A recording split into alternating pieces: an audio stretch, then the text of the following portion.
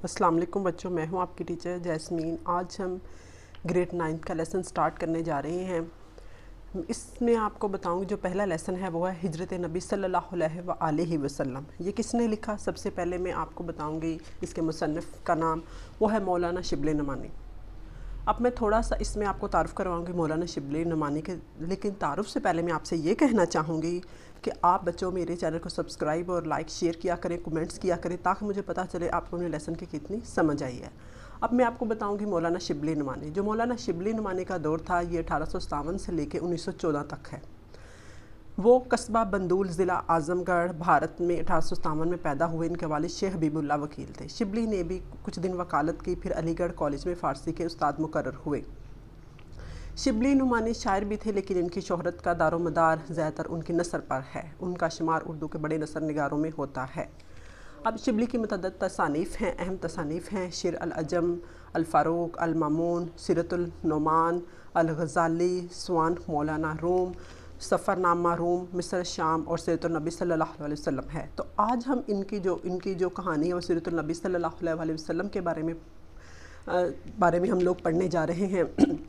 بچوں، اس میں یہ آپ کو بتانا کہ تبلیغ اسلام کی ابتدائی مشکلات سے آپ کو آگاہ کرنا ہے، سیرت نبی صلی اللہ علیہ وسلم اور سیرت نگاری سے روشناس کرانا آپ کو، اور اسلام کے بارے میں بتانا ہے۔ سب سے پہلے میں اس کا مرکزی خیال بتاؤں گی کہ اس سبق میں مصنف نے ہجرت مدینہ کے واقعات کو تحقیق اور تصدیق سے لکھا ہے۔ جب قریش کے ظلم و ستم حد سے بڑھ گئے تو حضور صلی اللہ علیہ وسلم نے حکم خدا مدینے کی طرف ہجرت کا حکم دیا۔ بہت سے سرداروں نے حضور صلی اللہ علیہ وسلم کے مہمانی کی خواہش کی، لیکن یہ سعادت اہل مدینہ کو حاصل ہوئی۔ یہیں پہلی مسجد تعمیر ہوئی۔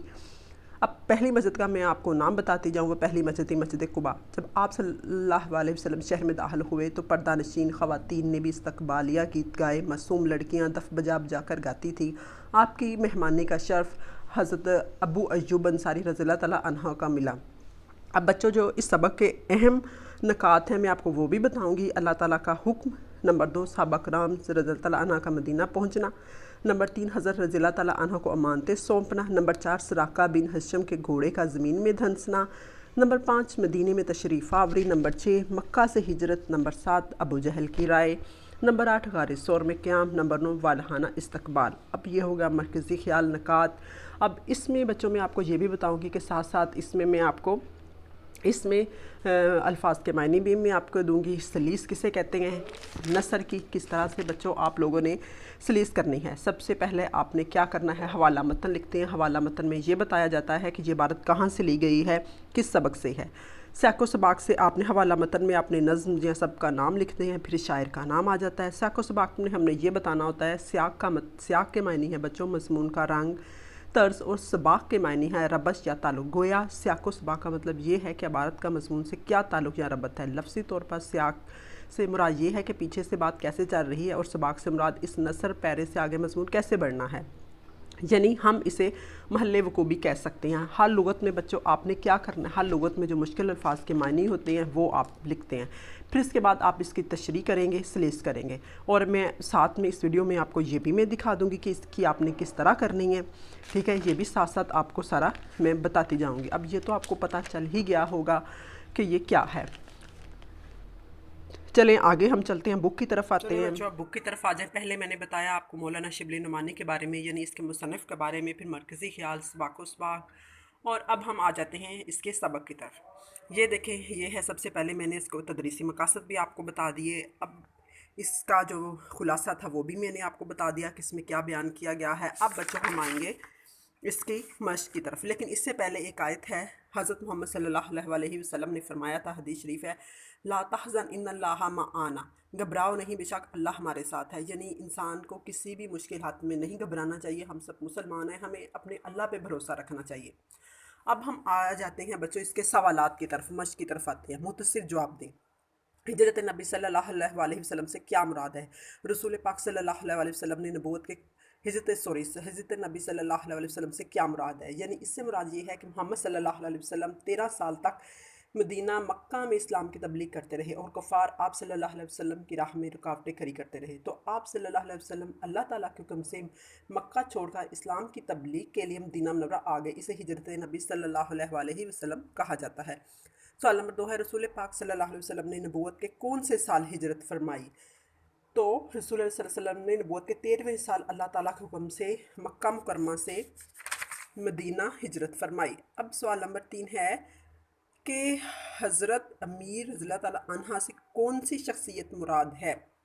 حضرت امیر رضی اللہ تعالیٰ عنہ سے مراد حضرت علی رضی اللہ تعالیٰ عنہ کی شخصیت ہے۔ سوال نمبر 4 ہے بچوں، رسول پاک صلی اللہ علیہ وسلم نے حضرت علی سے کیا ارشاد فرمایا؟ رسول پاک صلی اللہ علیہ وسلم نے حضرت علی کو بلا کر فرمایا، مجھ کو اللہ تعالیٰ کی طرف سے ہجرت کا حکم ہو چکا ہے، میں آج مدینہ روانہ ہو جاؤں گا، تم میرے پلنگ پر میری چادر اوڑھ کر سو رہو، صبح آپ سب لوگوں کی امانتیں جا کر واپس دے دینا۔ سوال نمبر 5، حضرت اسماء رضی اللہ عنہ کون تھی؟ حضرت اسماء رضی اللہ عنہ حضرت ابوبکر صدیق رضی اللہ عنہ کی بیٹی تھی۔ جب نبی پاک صلی اللہ علیہ وسلم مکہ سے ہجرت کر کے مدینہ جا رہے تھے اور راستے میں غار ثور میں قیام کیا تو حضرت اسماء آپ صلی اللہ علیہ وسلم کو 3 دن تک اس غار میں کھانا پہنچاتی رہی۔ سوال نمبر 6 ہے بچوں، قریش نے رسول پاک صلی اللہ علیہ وسلم اور حضرت ابوبکر رضی اللہ عنہ کو گرفتار کرنے کا کیا انعام مقرر کیا؟